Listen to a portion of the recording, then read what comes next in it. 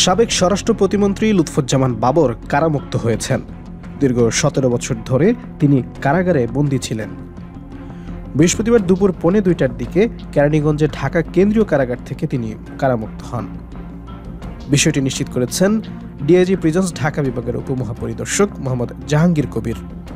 তিনি বলেন, সাবেক স্বরাষ্ট্র প্রতিমন্ত্রী লুৎফুজ্জামান বাবর কারাগার থেকে মাত্র বেরিয়ে গেছেন। তিনি বলেন, লুৎফুজ্জামান বাবরের সঙ্গে আরও ৫ জন মুক্তি পেয়েছেন। তারা হলেন কাশিমপুর কেন্দ্রীয় কারাগার ১ থেকে বিমান বাহিনীর উইং কমান্ডার অবসরপ্রাপ্ত শাহাবুদ্দিন আহমদ, কাশিমপুর কেন্দ্রীয় কারাগার ২ থেকে এনএসআই এর সাবেক field officer Akbar Hossain Khan, CUFL এর সাবেক এমডি মহসিন উদ্দিন তালুকদার, এনএসআই সাবেক ডিজি ও ডিজিএফ এর সাবেক ডাইরেক্টর মেজর জেনারেল অবসরপ্রাপ্ত রেজ্জাকুল হায়দার চৌধুরী এবং কাশিমপুর হাই সিকিউরিটি কেন্দ্রীয় কারাগার থেকে মুক্তি পেয়েছেন মেজর অবসরপ্রাপ্ত এম লিয়াকত হোসেন।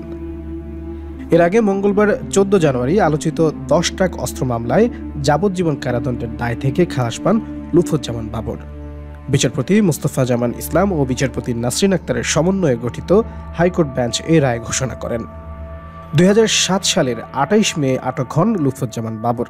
এরপর বিভিন্ন মামলায় তার দণ্ড হয়। তবে গত বছরের ৫ আগস্ট ছাত্র জনতার অভ্যুত্থানে আওয়ামী লীগের সরকার পতন হওয়ার পর এসব মামলার আপিল শুনানি শেষে একে একে খালাস পান তিনি। লুৎফুজ্জামান বাবর ১৯৯১ সালের ৫ম জাতীয় সংসদ নির্বাচনে স্বতন্ত্র প্রার্থী হিসেবে আনারস প্রতীক নিয়ে নেত্রকোনা ৪ আসন থেকে সংসদ সদস্য নির্বাচিত হন। এরপর ১৫ ফেব্রুয়ারি ১৯৯৬ সালের ৬ষ্ঠ ও ২০০১ সালের ৮ম জাতীয় সংসদ নির্বাচনে বাংলাদেশ জাতীয়তাবাদী দলের প্রার্থী হিসেবে নেত্রকোনা ৪ আসন থেকে সংসদ সদস্য হিসেবে নির্বাচিত হয়েছিলেন। ৮ম সংসদে তিনি স্বরাষ্ট্র প্রতিমন্ত্রী হিসেবে দায়িত্ব পালন করেন।